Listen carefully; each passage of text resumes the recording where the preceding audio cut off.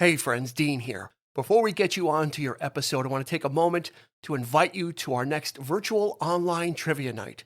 Wednesday, May 13th at 8 p.m. Join us either on our Facebook group or on our YouTube page for 3 rounds of fun trivia, music questions, movie questions, general knowledge questions. It'll be a fun time and a chance to win some prizes and have just a good relaxing night of some trivia at home. You don't even have to go out for it. So don't forget, Wednesday, March 13th at 8 p.m. Join us on our Facebook group or YouTube for 3 rounds of fun virtual online trivia. We'll see you there. In this episode, we're adjusting the rabbit ears for the best reception possible as we choose our top 5 TV shows. Stay with us. Get ready for the 3324 podcast, where lifelong friends Dean Legiro and Eric Kuber share their love of all things music and movies. Dean has directed short films and is a music trivia buff, and Eric, trained in audio engineering, brings his extensive knowledge of music and film to the conversation as they discuss, debate, and celebrate their favorite albums, films, and much more. Welcome to the 3324 podcast. Thanks for stopping by. You're always welcome here. But if you'd be so kind as to take the next step, and it's a big one, but we want you to take it, is follow us on Instagram and Facebook at 3324 podcast. You do that, you'll be aces in our book, right, Eric? Top shelf. That is correct, sir. Top shelf. So give us the follow. You found us here, so that means you did all the other internet stuff and got here somehow. But now we're not going to let you go. That's right. We're grabbing you. We're grabbing you by the lapels, and we're going to shake you. Yeah. Say, please go ahead and follow us on Instagram and Facebook. It would mean a lot to us. We have a lot of fun online, right? That's right. So Eric is behind the microphone somewhere across the country in the United States. Yeah, it's something like that. There he is. Oh, there he is. Hello, Dean. Hello, everyone. Hello. We are doing a top 5, another top 5, and these are a lot of fun. We like doing these, and it's kind of neat, and it's a way to kind of expand and have a little fun with the subjects and kind of put ourselves to the test, as it were, and see and think about deep thoughts about some of these things. So what we're doing in this episode is we're going to talk about our top 5 TV shows. And yeah, it's 3324 and it's music and movies, but guess what? We're putting the 3324 aside for today. We're bringing out the rabbit ears and the remote control and the tinfoil, and we're going to talk about TV shows, right? That's right. TV shows well, you and I grew up with TV. Before cable. This is before cable. This is before we started going to the theater, a lot. Yeah. And so, yeah, there was a lot of history there. So yeah. A lot of from that age group. Yeah. A lot of the first films I saw on TV were on TV. That's right. In the New York area, Channel 7 used to every day at 4:30, they would have the 4:30 movie. The 4:30 movie. And it would be like, one week would be Planet, like each week usually had a theme. It was like Planet of the Apes week, and they showed all the Planet of the Apes. Around Easter, they would do like all the religious films, the Bible. They would do Godzilla week. They would do like all these, romance. It wasn't just all that. It wasn't just all the fun stuff. Thanksgiving was King Kong, Son of Kong, and Mighty Joe Young for some weird reason, but I don't. Yeah. So March there was of a lot of soldiers. So besides the movies, there was a lot of great TV shows, and there's been a lot of great TV shows since. So we're putting ourselves to the test on this top 5, and we're gonna give you what we feel are our top 5 as of the production of this episode. It could change. Things change. People change. Tastes change. We of course have to put some parameters in place. We can't do this without rules. I need some order and guidance to keep me from going off the rails. So there's only 2, and they're actually kind of the same rule. I just kind of rewrote it, right? Yeah. So the first rule is it has to have seasons. Yeah. Right? Because we're talking TV shows. So that's right. They have to have multiple seasons. So the second rule is kind of, goes in with that, is it can't be a miniseries then, right? So something, for instance, like Band of Brothers, which would probably be on the list if we had that parameter in there, but that's not a TV show per se. We're talking about what we think of classic television shows that were episodic and multi-year. I think back in the day, they used to call them events for television or books for television. You think of like Shogun and Roots and, all that kind of good stuff back in the day. But Yeah, Nowadays, I mean, north and south, and yeah, yep. The winds of war. That's right.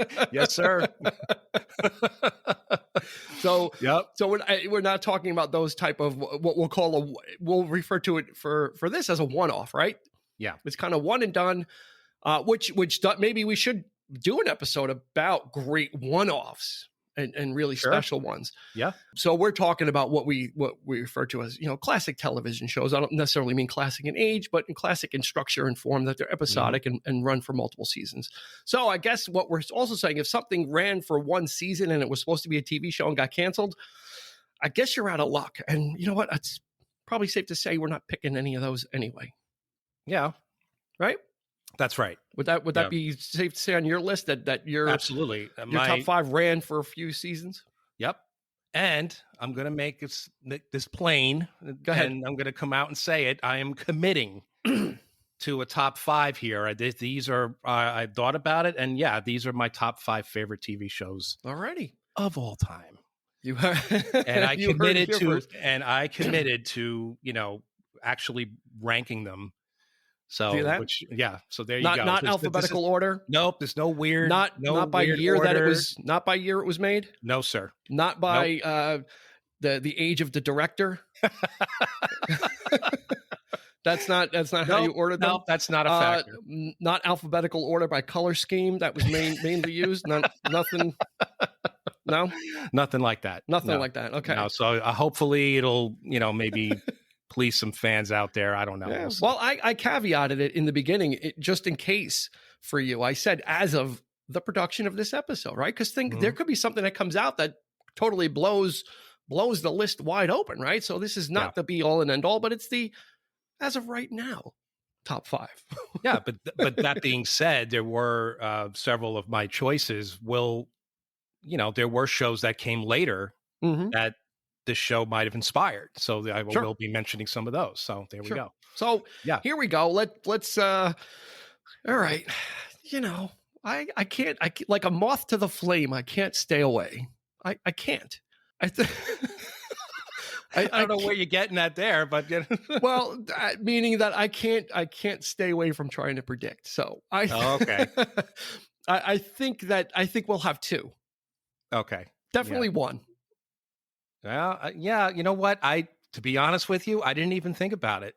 I didn't even think about what your choices might be. Yeah, definitely 1, possibly more than likely 2 is where I'm going with it. Yeah, I could be wrong though. No, I think you're probably dead on. God only knows. Yeah. Oh wait, that's the Beach Boys episode. We're not there yet. We're not there yet. All right, we're staying with the TV. We're staying away from the Beach Boys. All right, so let's jump in. Let's get this done. So we're going to start from 5 and work our way to number 1. You know what? If we're going to be keep doing these top 5s, I think we need to come up with that jingle, like a 5, 4, 3, like that whole thing. This way I can push a button and it'll say it, and it kind of ups the production value. Number I think. 5, 5, 5. Yeah. I think put a little echo in there, a little reverb. There you go. Yeah, I'll see if we have it in the budget.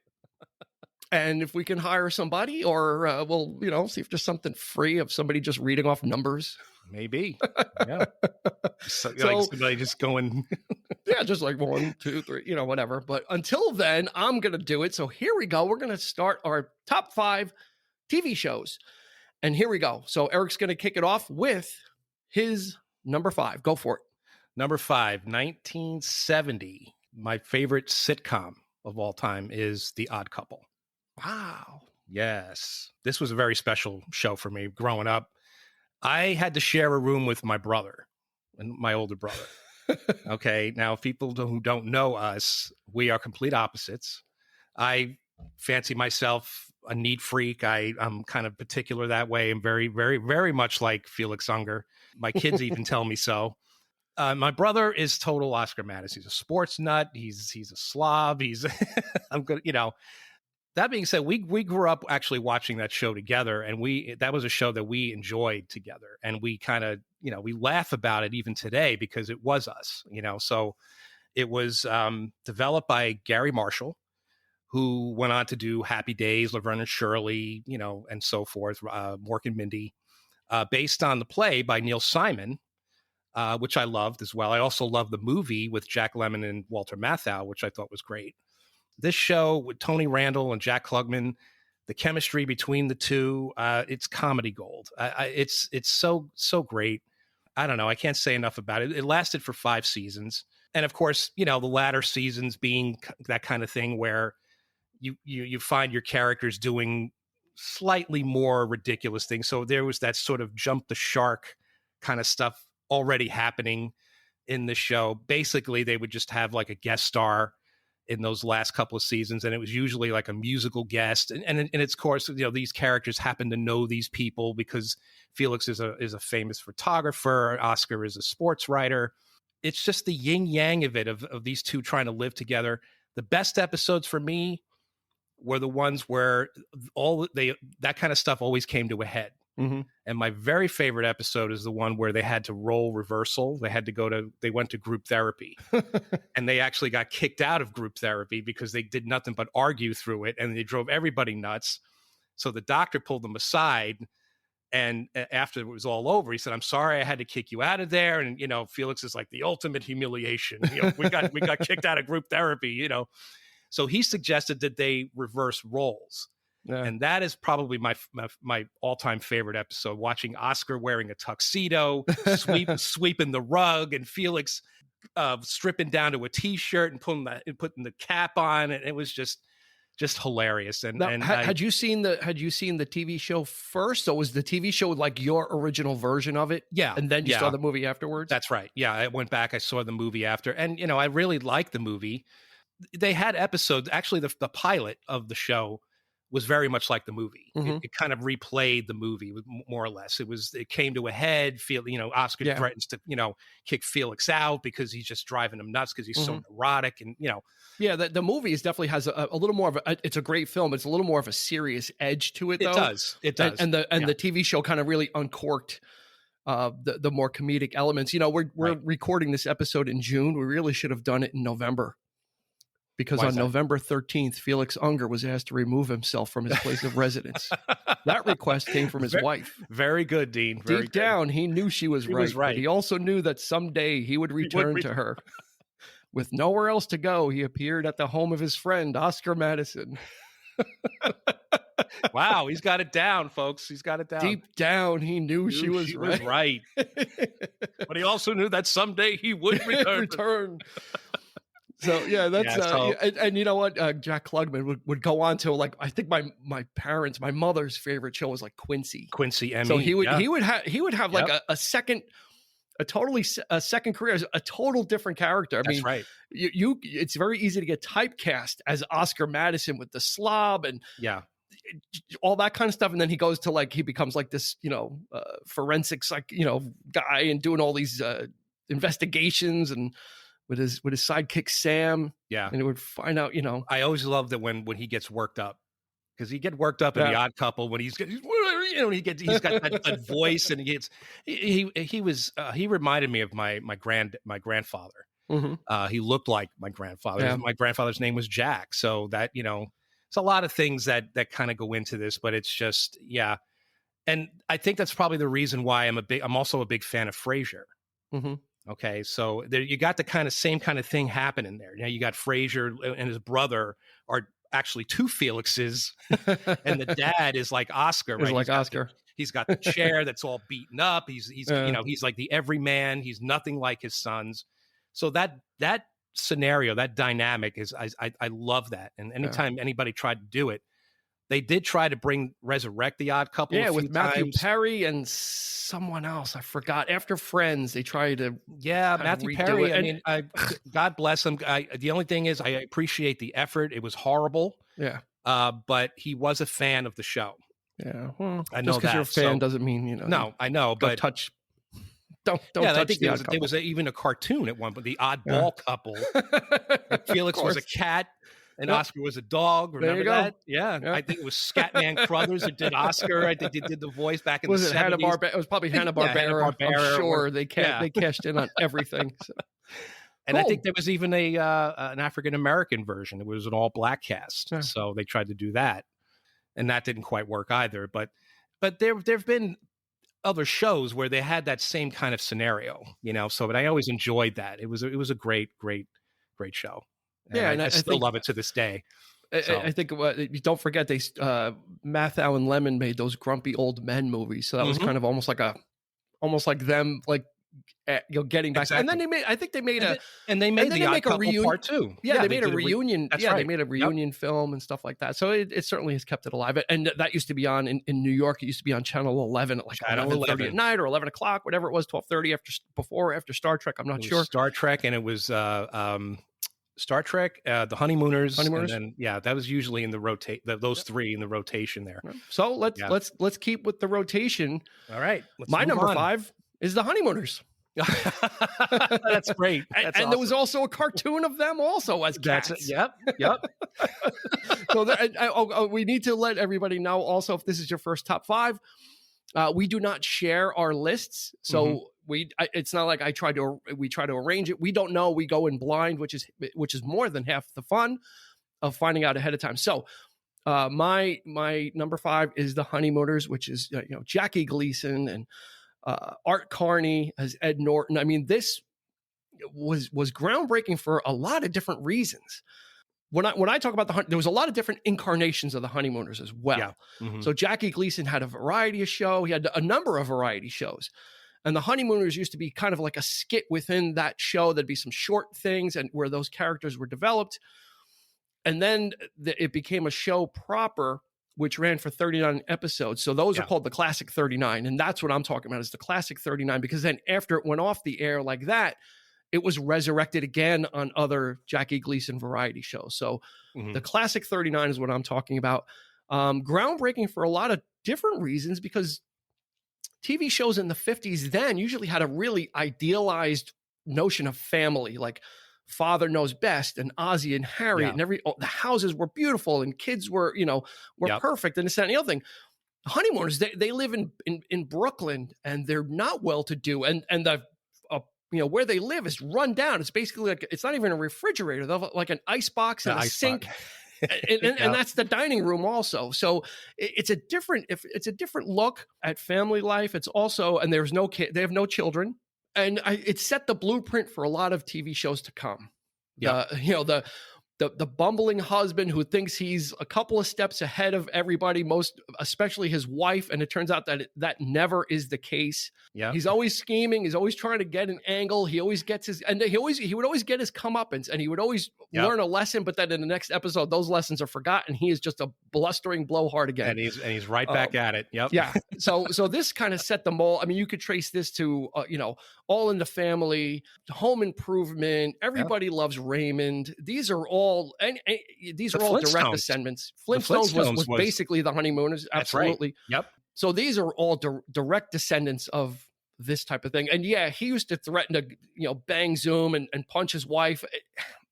It wasn't that type of a thing. It was so comedic, and he wasn't going to. He loved his wife. Do it. Yeah. He loves his wife. But Jackie Gleason was also the master of the slow burn. And if you don't know if you're not sure, you don't know what the slow burn is, I've got 2 episodes for you to check out.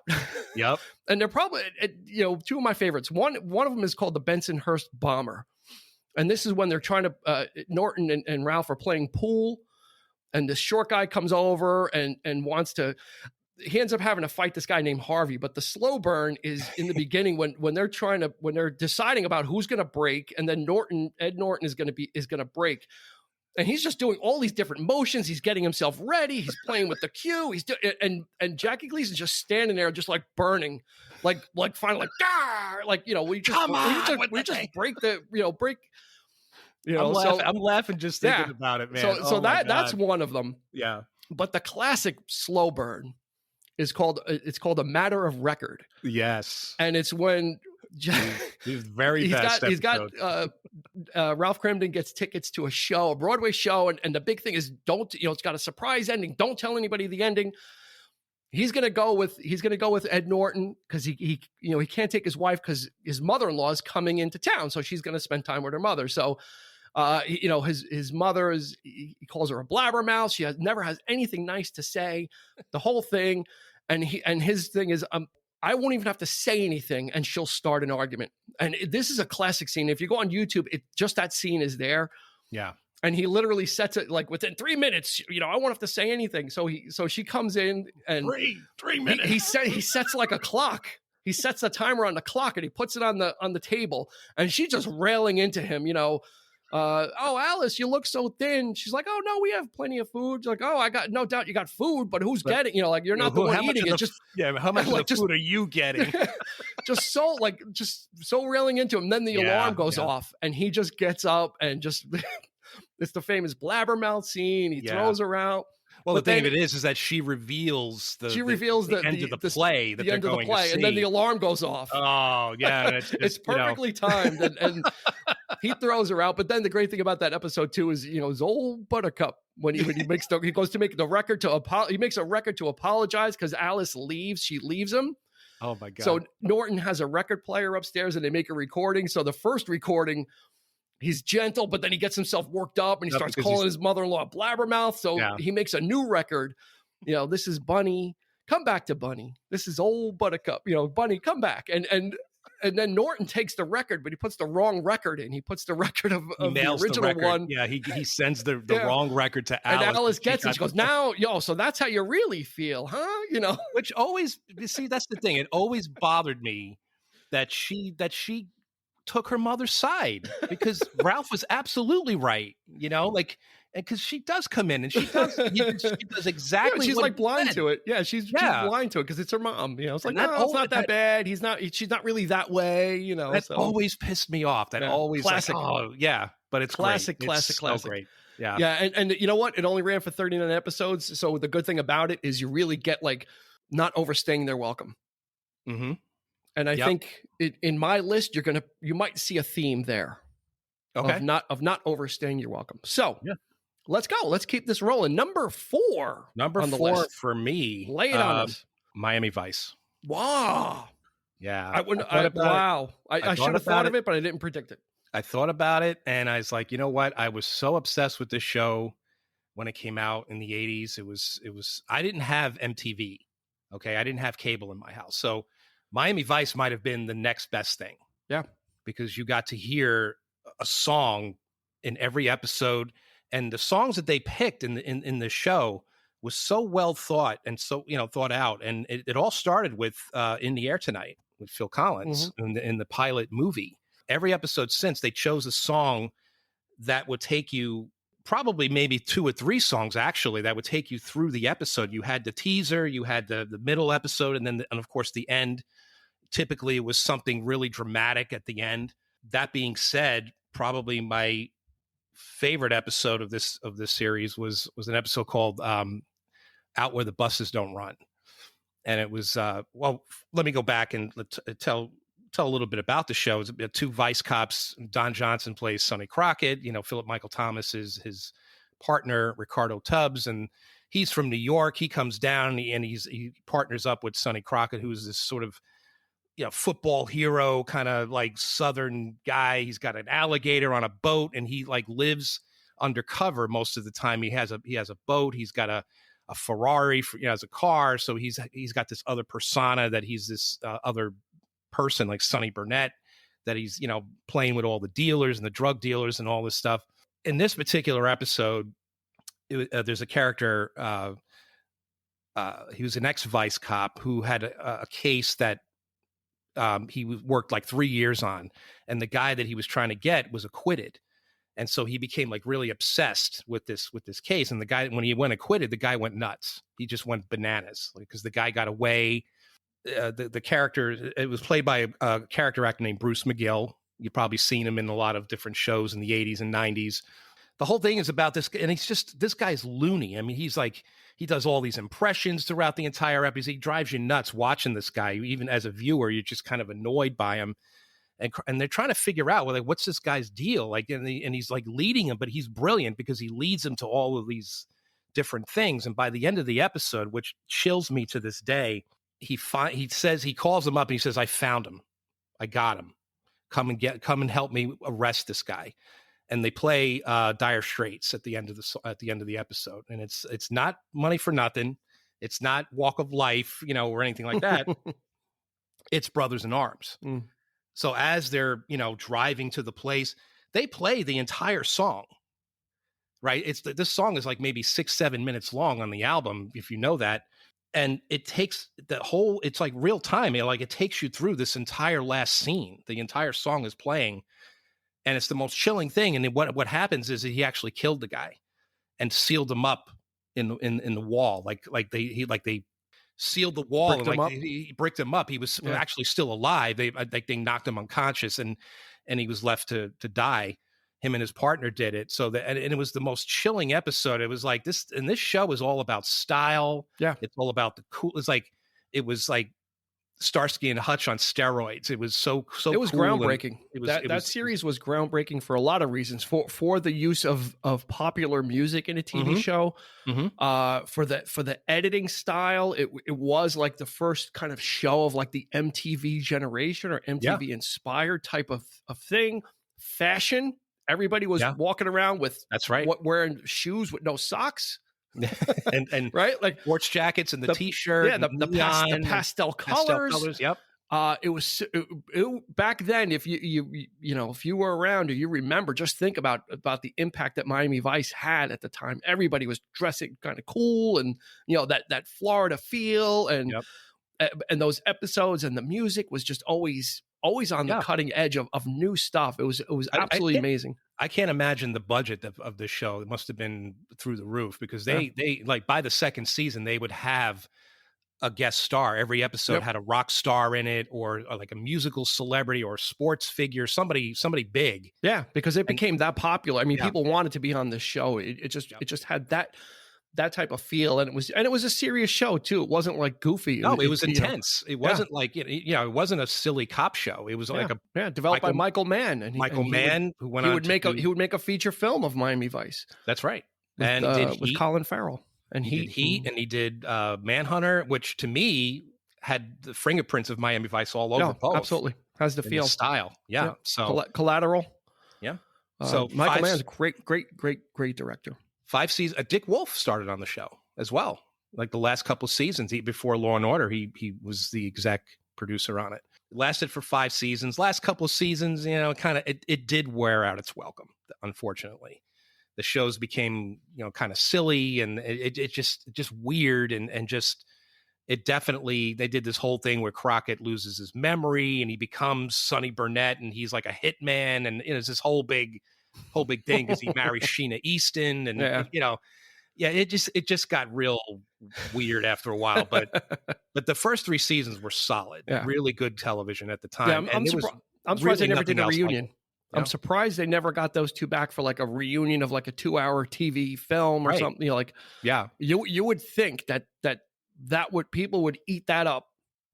There was, and it would have probably one of the worst finales of any TV show. It was the worst episode. Like it just ended. Like it was just bizarre.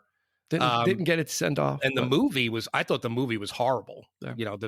With Colin Farrell and Jamie Foxx. Heat was a better Miami Vice movie than the movie.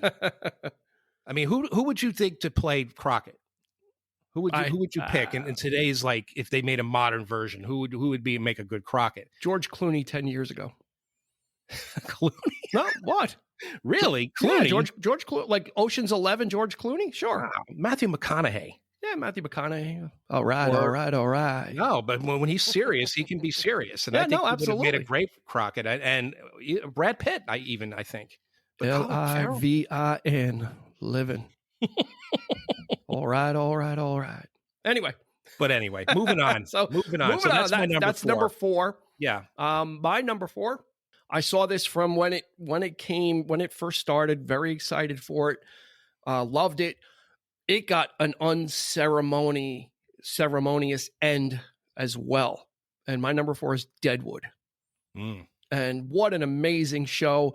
Yeah. You talk about iconic HBO series, and everyone will immediately say The Sopranos. Don't see myself going back. Honestly, as great as The Sopranos was, I don't see myself going back to watch that whole thing again, but I will easily watch 3 seasons of Deadwood. I've never seen The Sopranos. And see, there you go. But you've seen Deadwood? Yeah, I have. It's great. It is great. Yeah, and what an amazing show. It's gritty, it's profane, it's a Western. Ian McShane is, oh my God, go for the Western, stay for Ian McShane. He is absolutely the reason to watch this. He puts on an acting clinic every episode. He is just absolutely amazing. And so it's based on real people, Deadwood. It's based on real people back in the 1800s of Deadwood. And it's just a great series. It was a lot of character building, a very big ensemble cast. And then they would add like Powers Booth and Gerald McRaney. I mean, they would just increase the cast and they still managed to juggle all this stuff. Timothy Olyphant as Seth Bullock, who comes in as just a kind of just a guy who wants to kind of build a life, ends up becoming the marshal. Yeah, the sheriff.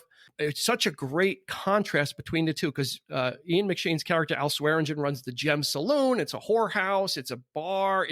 Anything you want, you can pretty much get there, except anything you want. And the thing about that character, Ian McShane's character, is he embraces all of his vices and he embraces all of his darker impulses. Mm-hmm. And Seth Bullock seems to be trying to always like getting control of them. He has anger issues, and when it comes out and he has these flashes of trying to kind of stay with his better angels, as it were. So it's really an interesting dichotomy between the two characters, where Swearingen just doesn't, it's just living the life. He knows what he is and accepts it and doesn't have a problem with it. Mm-hmm. And then Seth Bullock as this sheriff and this trying to be righteous has these flashes and he's not faithful to his wife and there's all these other things. So just a lot of great storytelling. Yeah. The language. Yeah. So great. At the end of the third season, it just got canceled. With no notice, no nothing. It just was like, boom, that's it. Everybody was left wondering what was going on. It wouldn't be until like a year or so ago that they would make a Deadwood movie to tie everything up. But that's like, you're talking like 15 years later or so. Yeah. It's such a sin. And the weird thing about it, this was developed by David Milch, and he's got a big TV resume: Hill Street Blues, LA Law, Murder One, NYPD Blue. So he knows what he's doing with TV. Each show getting more and more, breaking gritty. On, gritty and with the cursing and the partial nudity and, all kinds of, and really the weird thing about it is I remember when they canceled it, HBO was like, well, we have another show from David Milch that's coming on, and it's called John from Cincinnati. I don't know if you remember that. No. It ran for one season right after Deadwood, and it got canceled. And it was about this family of surfers. And this guy, John from Cincinnati, shows up, and it was just a bizarre series. It was nothing like Deadwood. Bruce Greenwood was in it, and it was just this weird thing. And then Deadwood just kind of drifted off like Deadwood. Wow. It's a shame. You get that? I do. You got that one? Okay. I got it. I'm just gonna leave it there for you. And then but it would grow in stature. I mean, it became a legendary series, and it was just so great, so authentic feeling, and just great stories. I don't have favorite episodes in that one because just everyone was just, there's so many different characters and just so much great stuff going on. So Deadwood for me is number 4. Okay, absolutely. Moving on. My number 3. Let's hear it. This actually had to, I put it on the list only because of the quality, and it took a couple of try. I mean, the first time I watched it, I was like, I didn't think I was going to go back and watch it again, like you said about The Sopranos, but I did watch it again, and I actually streamed it, and I loved this. I loved it better the second time, and that's Breaking Bad. This show, never saw it. I think. Oh, if you haven't, oh my God! See, now we're even. Yeah. Sopranos, Breaking Bad. This has got to be, from beginning to end, probably the best written show on TV, I think. And from consistent, I mean, it's just, there's not a bad, there's episodes that kind of like are better than others, but it's being that it's a, serialized, long form type story, like an HBO series, really, for AMC. It's bizarre. It's somewhat comedic at times. It's really dark humor, but yet it's also intense. Bryan Cranston He's a chemistry teacher, and he learns that he has lung cancer. In order to, obviously, he can't pay for the lung cancer, so he comes up with this brilliant idea, this twisted idea of cooking meth, of making the money and becoming and start cooking meth so that he can earn the money to pay for his operation, and his family. He's got a son who is I think he's autistic. And he's kind of, he's got, mental issues and physical issues. Like I think it's MS. I'm not sure. I'm not really quite sure. His wife is somewhat overbearing, and she's just like, so he's definitely the whipped kind of husband. He's sort of like a timid guy, but then he becomes this drug kingpin he becomes this horrible character. This monster. I mean, it just developed. One thing leads to another. You have to see it, man. It's a wild ride, and and Aaron Paul plays a character named Jesse Pinkman, who's a student, and he's also in the drug business, but he's street level.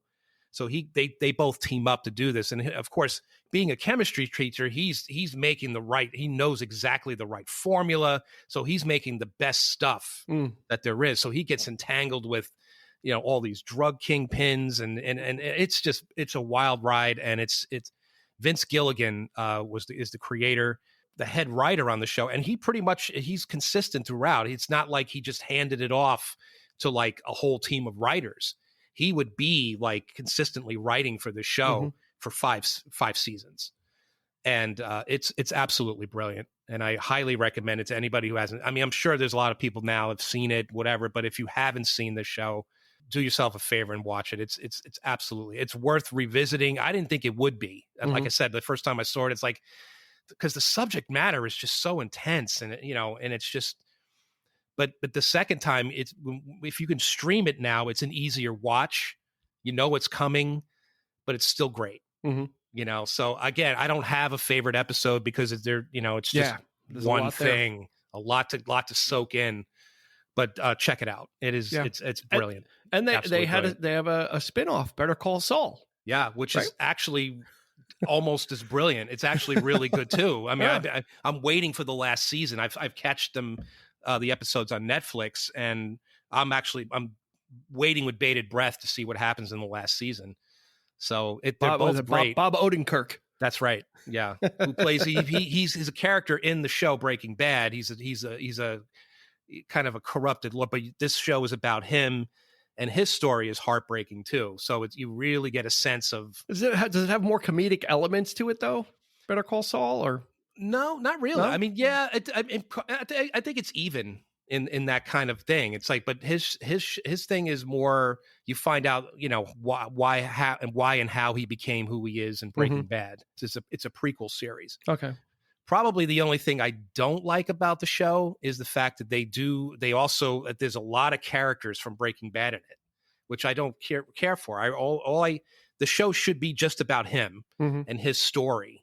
Not so they bring in a lot of the drug kingpins from Breaking Bad, and they tell their story as well. So it's almost like it's an origin story for all of these characters within his own story. Sounds like universe building for that whole thing is giving you the right.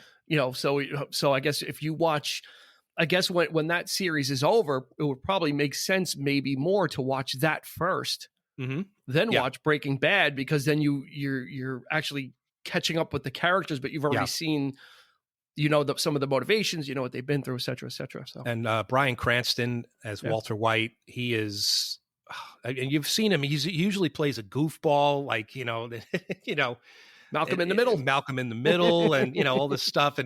But boy, is he! Oh my God, he is so good in this show. Yeah, much acclaimed for that role. So good, yeah. So absolutely, definitely check it out. Cool. So, yeah, that's your number. That's my number 3. Yep. Wow. Breaking Bad. All right. My number 3. And this is probably one you're going to predict, but I'm thinking you were going to predict it would be higher. But there's reasons. There's okay. reasons. So my number 3 is Star Trek. The original series. And let me clarify. the original series only. Nothing against the other stuff. Everybody, everyone's got their favorite stuff. Okay. So there it is. But for me, it's always been about the original series. Ran from 1966 to 1969. So three seasons. I think there's two kinds of Star Trek. I think not Star Trek fans. I think there's two types of people that watch Star Trek. The ones that think it's a goof and want to watch the overacting and it's kitschy and the red shirts always die and that kind of stuff. We don't fall, you and I and our friend Johnny do not really fall into that. We can make fun of it and enjoy that kind of stuff. But for me, it is about the stories. Oh yeah. If you stop and you sit down and you cast all that aside, and it's very easy with Shatner. His people do his impressions. He's become a walking impression of himself. He's not afraid to now make that a thing. But if you sit and you watch some of these episodes, they are dealing with some serious subjects. It's easier for them to get away with certain things. They were able to get away with a lot of things when you kind of couch it in science fiction. So you can talk about race relations and some of these other things especially back in the 60s when these things were still kind of dicey, very dicey to talk about. If you put a sci-fi spin on it, they were able to get away with it. Literally, one episode, guy was half black and half white, and then the other guy was half white and half black. Literally, black and white people like split down the middle, talking, and they were fighting each other because the different side was black or white, so they would just literally deal with some subjects in black and white. Not every episode was like that. There are great classic lighthearted episodes like Trouble with Tribbles that you can have fun with. A lot of great monologues though. Shatner was built for that role. Yeah. That's the bottom line is he was built for that swagger, that Kirk swagger that only he could, if you look in all the subsequent Star Trek series, they never tried to replicate that. They never tried to make another Kirk type. They had to do, Picard a little more esoteric, a little more brainy, his type of swagger and rule flaunting, like he just flouting the rules, like they don't really apply to him. He'll figure out a way. Yeah. Just that whole thing. And then the dynamic between Spock and McCoy and the three of them make up this, they each occupy a different space. Kirk is like the swagger and Spock is like the logic and McCoy is like the heart and the soul and the that whole compassion and that whole aspect of the personalities. And the three of them together make up one person. Like literally, like individually, they all have their strengths, and that's why the show worked so well because each one was such an individual personality, and they would bicker, but they would always come together. That's right. A lot of great episodes. Deadly Years, Mirror Mirror. Tomorrow is you want to see a great what the show is all about is check out an episode called Tomorrow is Yesterday. There's a great monologue about risk is our business. That's like one of the classic things is risk is our business. That's why we're aboard her. like talking about the mission of going out and seeking new life and making contact, and that it's not always easy. It's not always safe. And that's a really just they're all sitting around a table and figuring out, there's these aliens and they're not sure if they should let them take over their bodies, and they're going back and forth. And there's a great monologue about that, about man exploring and seeking and that's right. What their duty is and what their mission is. So great. Get past the kitschiness and the overacting. Yeah, there is some, we certainly have picked apart our share of Shatner overacting on that series. Oh yeah. And laughed about it, which we can. But we love it for the stories, and we love it for the storytelling and how compelling it was. Well, let's stretch this out because that's my number 2 is Star Trek. Star Trek. So we're going to continue. We'll continue. We'll pick it up at number 2. Yeah. So Star Trek, my this number one 2. Or Star Trek different one? Well, I think overall, I'm going to give an honor, because it's been such a part of my life for so long that I have to talk about Next Gen and DS and Deep Space Nine. Because so let's save it. So, okay. Let's save it. Yep. Let's give your number 2. That was my number 2. Number 2. That's right. So we need to shut up. So we're going to stretch this So out. we're going to go right in. right into Eric's number 2, which is Star Trek. Star Trek overall. Overall. Right? Star Trek all encompassing for the most part. Only the first 3. Everything after so that would be Star Trek Next Gen and DS9. DS9 it would Gotcha. be. Yeah, that's the trilogy. Deep Everything Space after Nine. that is no. Go not for so it. much. All right, go for it. Sorry. So I just wanted to ask, do you have a favorite episode? There's too many. Too many? There's too many. Okay. You know, I was looking through the different seasons, and I'm looking, and a lot of people say that season 3 was like the weakest because they really kind of lost.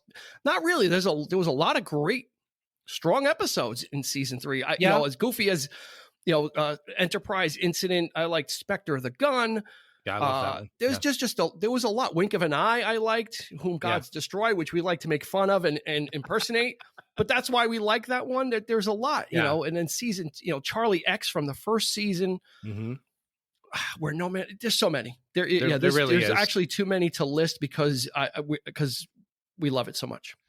That's true. But there's one that I always come back to, and that's A Taste of Armageddon, and only because because it's so ambiguous at the end, because it could easily go south, right? If you don't know the story, Kirk thwarts this situation. 2 planets are at war.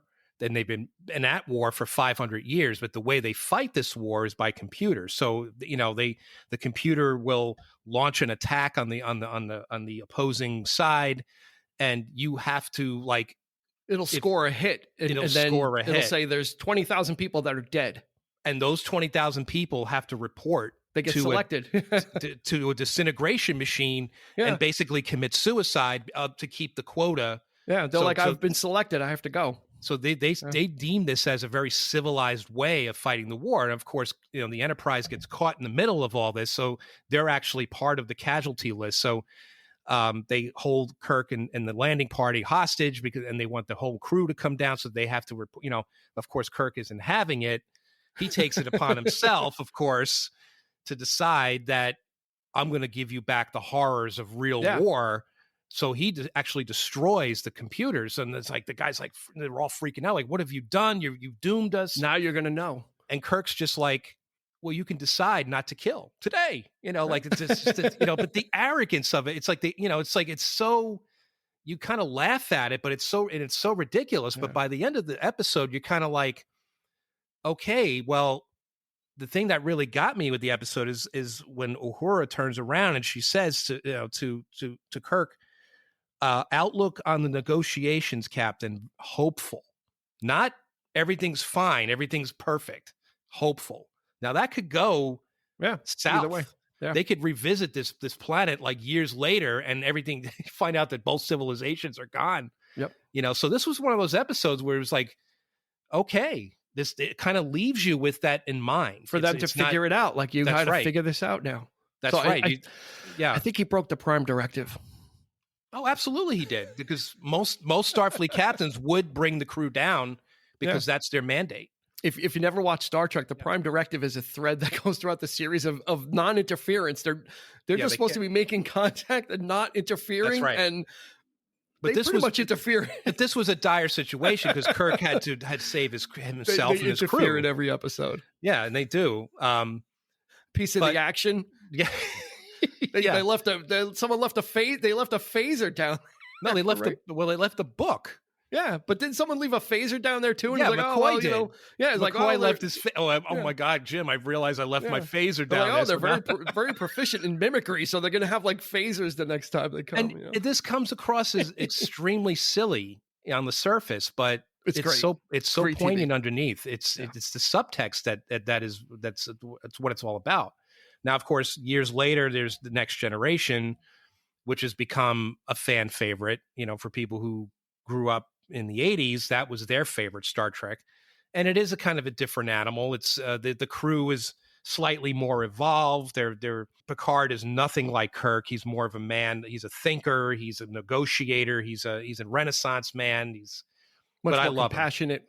I love him. He's just he's that kind of captain. And in some ways, he's actually the situation is a little bit more realistic between between him and Riker, who's the first officer, because captains usually are not supposed to go down on the missions, but Kirk is like there on every mission. Yeah, I'm going.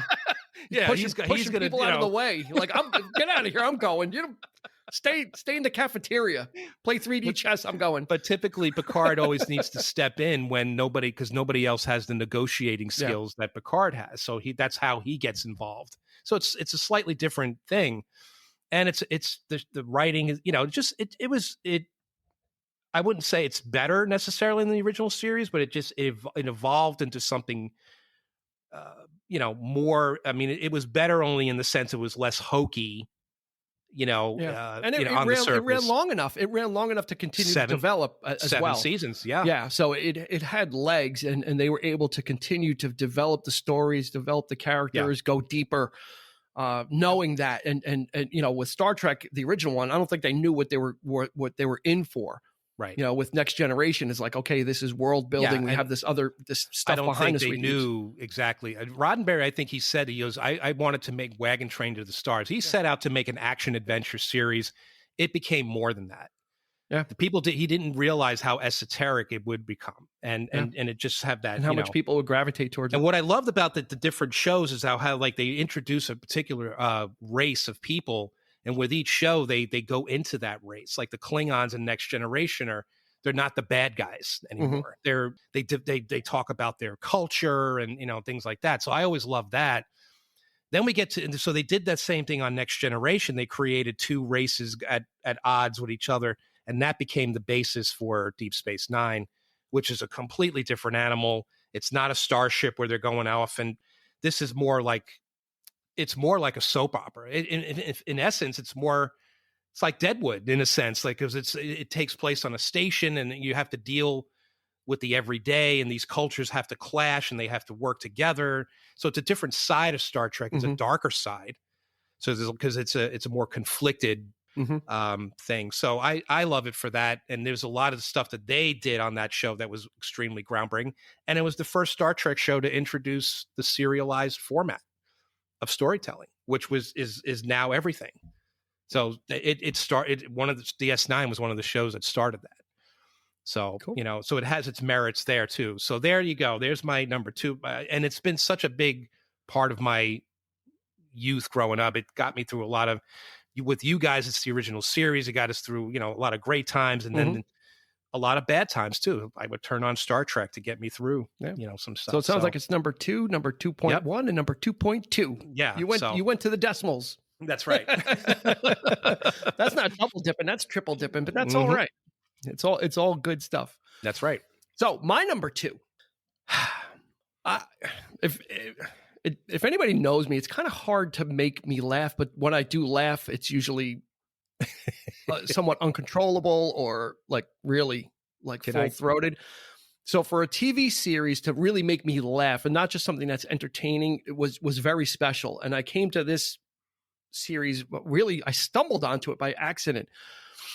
There's a free app if you're into cutting the cord or getting rid of cable or whatever. There's all types of free stuff available. There's a great app called Pluto TV, and it's free. And when I first downloaded it, it was just like the World Poker Tour channel and like 2 other channels, and that's all I would watch. I really got to know poker very well. Yeah, but then they started adding other channels, and now like Pluto is just this really vibrant thing. You could literally replace your TV with it. Anyway, I was flipping through and I caught halfway through this British TV show, and I found myself, I didn't even catch the beginning of it, but it was so brilliant. I found myself laughing, and I had to find out what the name of the show was. And the name of the show was The IT Crowd. I knew it. Which is it is a brilliant piece of TV. And it's the brainchild of Graham Linehan. He conceived it. He wrote all of the episodes. It ran for 3 seasons. In Britain, those seasons were pretty much kind of short. They call them series, like six episodes each.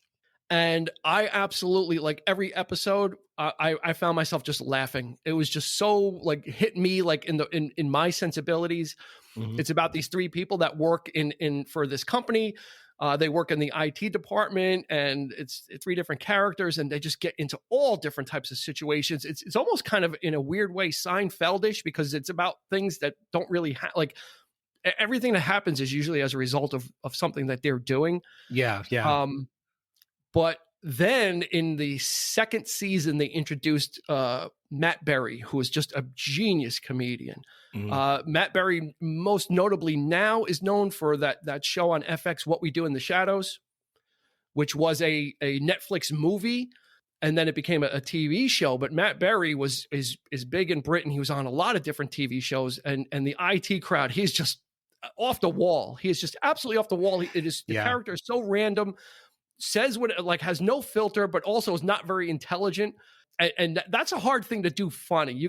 That can be very stupid and very one note, but Matt Berry is just an absolute genius at it.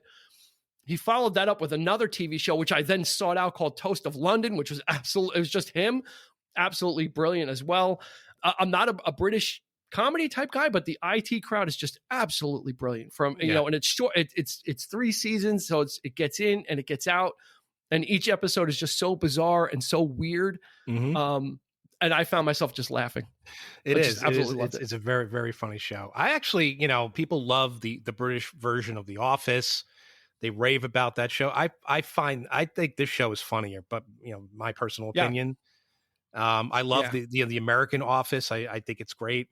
But yeah, this by far is just, you're right. It's an obscure small show. Yeah.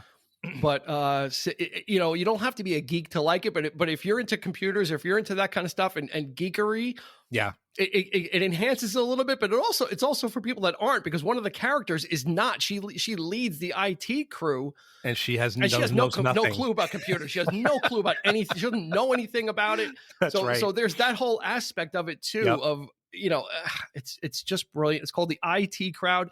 They actually did try to make an American version of it. They made a pilot. With Joel McHale, and actually Richard Ayoade, who plays Moss in the British version. They brought him over to the American version. If you go on YouTube, you can find some clips of it. Absolutely groan inducing. Really? Absolutely, like bad, like good thing they did not do this. Oh wow! But the IT Crowd is absolutely. Chris O'Dowd is in it also, so he's one of the leads, and then Catherine Parkinson. Just such a great, such a random show, but so great. So funny. Check it out. The IT Crowd. Number 2. All right, we're closing in. This is it. So number 1, right? I just need to reframe this. Is that this is it? You're pushing your chips in on the table. You're going all in. That's right. And saying this is my number 1 show. My favorite show of all time. Okay. It's not Magic Garden. No. I'm sorry. Not Wonderama. No, it's not HR Puff and stuff either. I wasn't going to say HR Puff and stuff. I was going to say Sigmund and the Sea Monsters. It's not Sigmund and the Sea Monsters. It's not Arc 2 or any of those Sid and Marty Krofft. Electra Woman and Dyna Girl. No. All right, go for it. Your number 1. My number 1, The Twilight Zone. The Twilight Zone. Nice. It is my favorite show of all time. I mean, like all the things that we said about Star Trek, you know, about, you know, there being stories about, you know, monologuing and just, you know, sort of morality plays and all of this kind of stuff. And I mean, it's so brilliantly done. It started there. I mean, Star Trek obviously was influenced by the Twilight. I think Gene Roddenberry was bringing in sci-fi writers to write Star Trek. I think a couple of them actually worked on the Twilight Zone, and that's the thing. Rod Serling wrote quite a bit of episodes. Yeah. He was a brilliant. He might be one of the best writers of TV of all time. I mean, he was just a genius. His foresight, the way he looked at things, the way, you know, sometimes he was a bit cynical, sometimes, but there's real poignant storytelling and hopeful. Yeah, you know, but prophetic. I mean, it's just ridiculously, and it's been and people have tried to bring it back so many times, and each and every time it's never been surpassed. They've failed miserably. You know, even recently with Jordan Peele, like he tried to bring it back, and it was horrible. It just doesn't work, and I don't know what it is. I don't know what maybe it's just Rod Serling. Maybe that could be the answer. the writing just isn't there. It's just, it's all repetitive, and it's just for that time. I mean, it started in 59, it lasted until 64. Man, and again, you try to pick one episode. There's no way you can't. Yeah, it's too difficult. Too difficult. And it's an anthology series for those that don't know. So it's kind of, it's not one thing. You can get a really depressing episode, and then you can get one that where actually sometimes there were happy endings. You know, William Shatner was in two notable ones, right? Yeah. Terror at 20,000 feet, but then the one where like, can we leave today? Where they're asking the fortune teller where they're waiting in the diner. In the diner, So there a lot of Jack Klugman did quite a few episodes too. So a lot of the actors that would end up in some of the TV shows that we love, did this episodic thing, and it was very easy since it was an anthology. It's not like there was same characters, so they were cycling through and sometimes reusing a lot of these actors in different episodes, right? Yeah. That's to serve man, so obsolete man. There's so many. But I mean, it's a favorite. If my sister loves it, my son loves it. I try to watch it with my younger son. He's like, this show's scary. Well, it's meant to be scary, and it's meant to rattle you a little bit. Cautionary tales. There's cautionary tales, and that's the basis of all things for me. The best kind of sci-fi for me. I love that kind of storytelling in sci-fi. It doesn't always have to be an action thing. Because of the Twilight Zone and Star Trek, I've that's been my thing. It has to be poignant, because because it is an excuse to talk about this stuff, because they couldn't back in the day. Again, sometimes it was sci-fi, sometimes it was horror, sometimes it was just a straight up drama. Yeah. That something weird happens in the drama of it, but it's just, it wasn't always the same kind of thing. And it just, it was, to this day, it's still, and it holds up. I mean, a lot of the episodes, if you think about it, are so relevant even today. And I think that's why it's never been surpassed in that. No, and they still have marathons like on, I don't know what holiday, I don't know if it's 4th of July or one of those. They'll roll out like the Twilight Zone marathon. Yeah. Like one after the other, bang, bang, bang, bang. So, to have an anthology series like that from so long ago could very easily be one note or dated, but it's not. It's not grounded in. That's the thing about it, is it's not grounded in the time that it's in. It was filmed during that time, right? But they don't talk about things that are specific to that time. Like you said, one episode is, the airplane going back in time and ending up with the dinosaurs. And then one is a bunch of guys, the people think that aliens are coming, and they're getting in the streets and they're getting into a crowd, and, all just different type of aspects of the human condition or how people react, or just all such great stuff. The stupidity of man. Pretty much. Yeah. I mean, that would be a very, very was Lee Marvin in the one where he was the boxer fighting the robot? That's right. Right. And he poses as a robot. In order. Yeah. I mean, to fight the robot, and bizarre. And this was this was considered the future of 1973.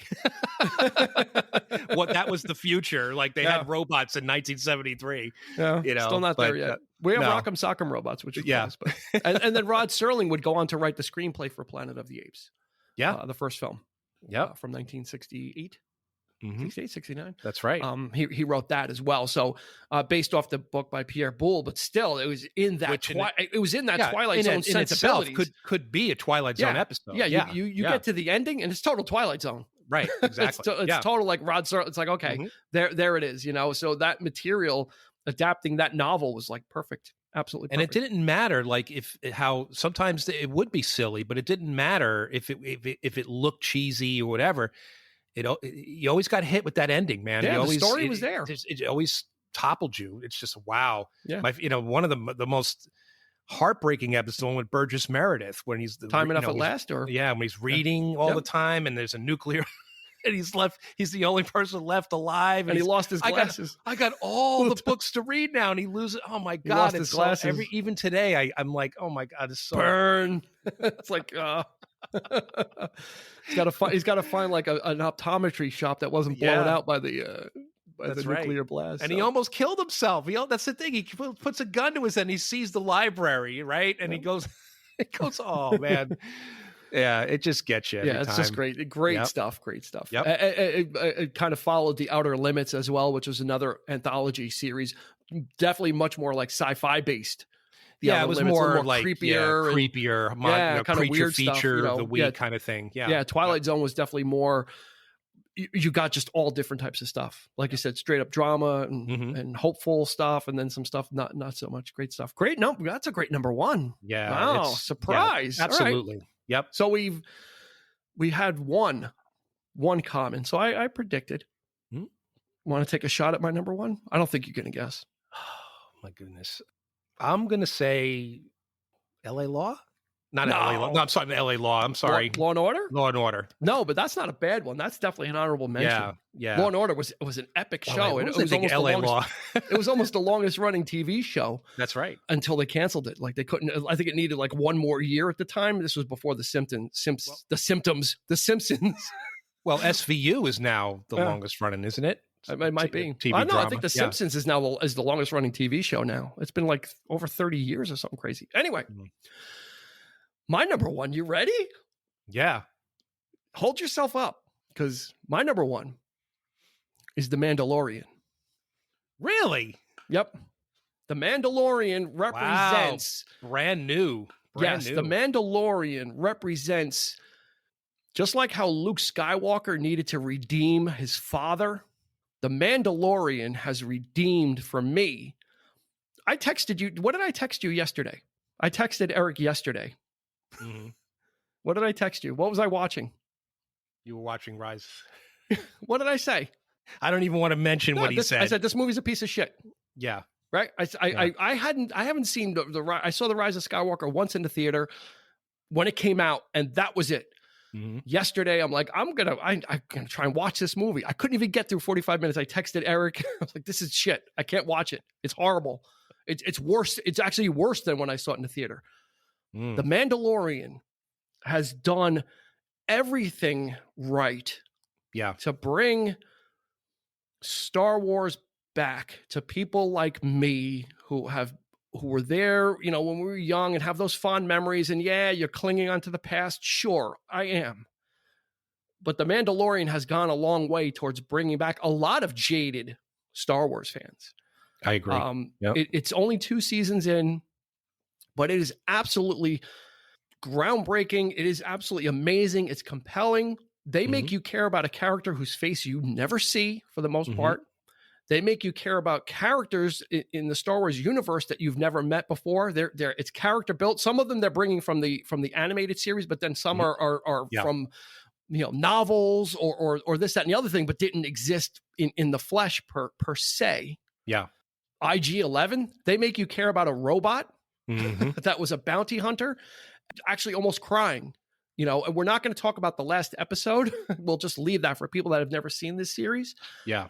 But it is absolutely amazing what they were able to do. And I think a lot of people were a little nervous about a Star Wars television series, especially in light of what was happening with the Skywalker saga, with the Star Wars saga, right? Yeah. And how mixed reactions, Force Awakens, everybody loved because it kind of reset and threw you back and made you feel comfortable. The Last Jedi, people were divided on. As many people hated it, as many people said, well, this is something different. And then there was just throwing everything against the wall and figuring it out. And the Mandalorian has kind of taken this and said, okay, we're going to reset this. Jon Favreau, with the help of Dave Filoni, greenlighting it for him. It's been compared to a lot of different things: space western, Lone Wolf and Cub. You can compare it to a lot of different types of shows, but it is just absolutely amazing. Yeah, I found myself each week just really involved, caring about it. Again, these are new characters that you don't. The Mandalorian doesn't really have a name per se. No one knows anything. You don't really see his face. You see it once, I think, in the first season, maybe twice. Well, you see it in the last episode. Yeah, but they make you care. They absolutely made you care. And then when the second season came, they had just all the momentum on their side, and they continued to be faithful to all the work that they had done before in the original, in the first season. It's the kind of fan service that you want. I mean, people, I feel like you deserve this. What they're doing is they're showing you stuff that you're going to love. Watching the season premiere of season 2 when they're taking down a crate dragon, like that the bones that you see in the original film, that's that creature. Like, and they're literally, I mean, it's mind blowing what they do in this episode. Yeah. But it's so crazy. Not to mention that there's a guy wearing Boba Fett's armor. That's right. In the show. So you think, well, is this guy going to be Boba Fett? Is why, man, they just brought back the right things. They got the right group of directors and creative people that are passionate about it to do it. Mm-hmm. It's like Eric said, fan service can go a couple of ways, right? Force Awakens was fan service, and some of that was wink, wink. It was very much a carbon copy of Star Wars, which is nothing wrong with, because I think we needed that. But The Mandalorian is fan service in a different way of caring about the characters, taking them seriously, but not afraid to have fun with them as well. And there was so many great episodes. The one I wrote down 2 that I really cared a lot, that I really enjoyed. I should say, not cared about a lot, but The Prisoner from the first season, which was kind of like a heist. They had to break out this Twilight. It's called the Twilight, but they had to break them out, and the Mandalorian has to work with a bunch of basically criminals who double, kind of stab him in the back, betray him, and it had some horror elements to it. Bill Burr Burr was in it. Clancy Brown was in it.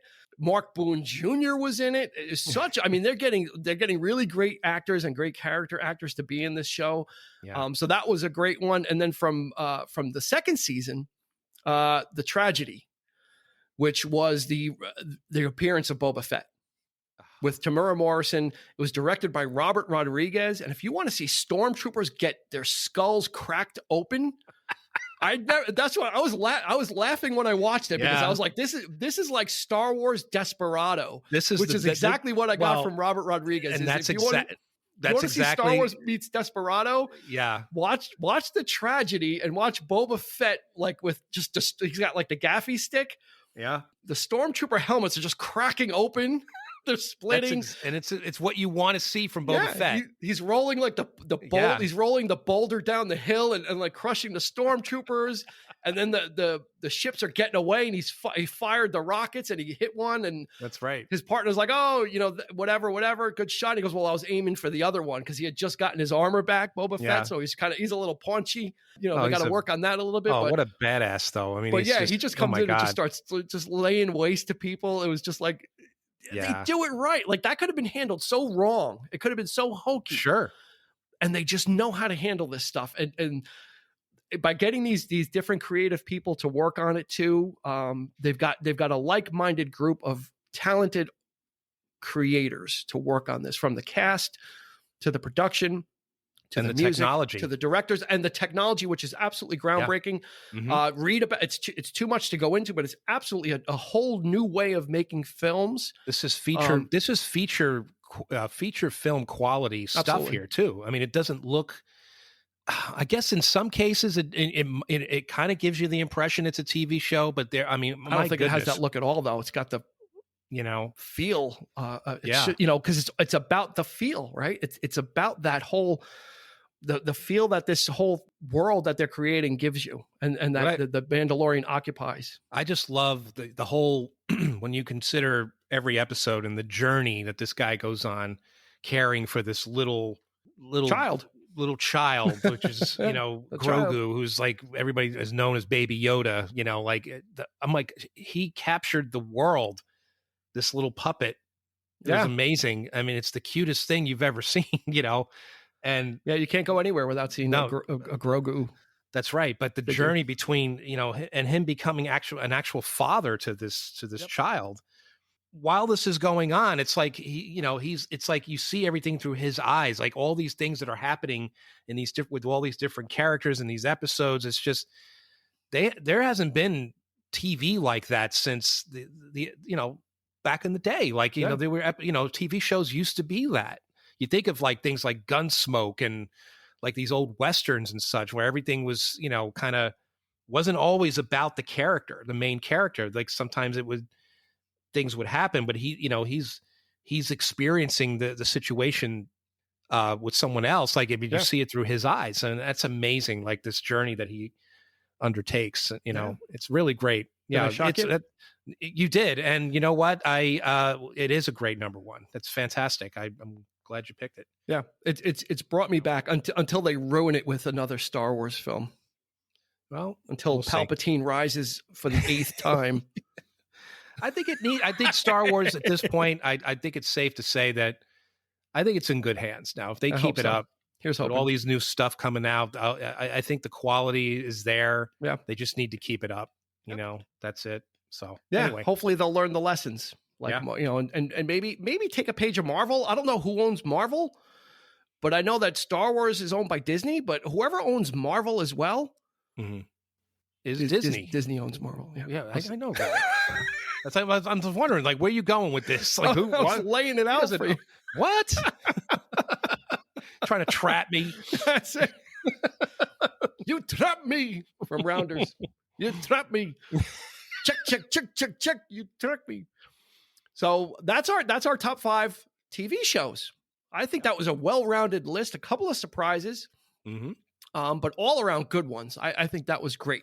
Hopefully you'll check out a lot of these episodes and a lot of these TV shows. Like most of them are available. If they're not being shown on TV already, they're on streaming. Like I said, Mandalorian you can get on Disney Plus. A lot of this stuff's on Netflix. Free episodes on YouTube. Probably you can definitely find Honeymooners. You can find Odd Couple. You can find Paramount Twilight Zone. All this stuff is everywhere. So it's not that hard to find. I know IT Crowd was last seen on Netflix, but then it's also they show it weekly on the Pluto app as well. So we encourage you to go check out all these great TV shows. So that's going to do it for this episode. We appreciate your support. Check us out on social media, 3324 Podcast, Facebook, Instagram. Go do it. We'll see you there. Usually I have something witty to say, music or movie related, but for TV, we're just going to say for Eric, this has been Dean, and we thank you for tuning in. You've been listening to the 3324 Podcast with Dean Legiro and Eric Kuber. You can find us on your favorite podcast provider, so please like, subscribe, and rate to become a part of the 3324 family. Your feedback is important, so make sure to follow us on Instagram and Facebook at 3324 Podcast and on Twitter at 3324P to join the conversation.